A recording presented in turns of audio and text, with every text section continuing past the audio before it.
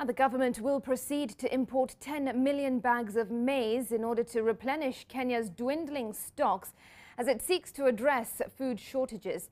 The Ministry of Agriculture says the 10 million bags will be just enough to push the country through to the next harvest in July of 2023. Meanwhile, the private sector players have been invited to import this stock along with sugar and rice. Nina Shaban has more. Following the Gazette notice from the Ministry of Treasury on duty-free importation of some basic food commodities, the Ministry of Agriculture has now come out to welcome the private sector in the participation of importing sugar, maize and rice. As a government, we are not going to spend a penny or any coin.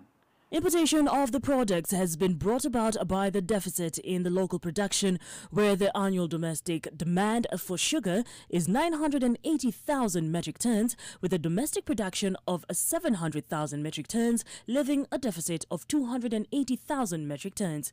The national yearly maize consumption stands at 52 million bags, with a domestic production of 34.1 million bags, leaving a shortfall of 17.9 million 90 kilogram bags. As for rice, the country's annual consumption is estimated at 600,000 metric tons against the national production of 150,000 tons, leaving a deficit of 450,000 metric tons. You all know that we have agreements with the within the commercial region. We've also been able to give them quotas because of our trade agreements that require them to bring in sugar within the country. But looking at whatever is available in the commercial region, whatever we are able to produce locally, we still continue or project a serious deficit.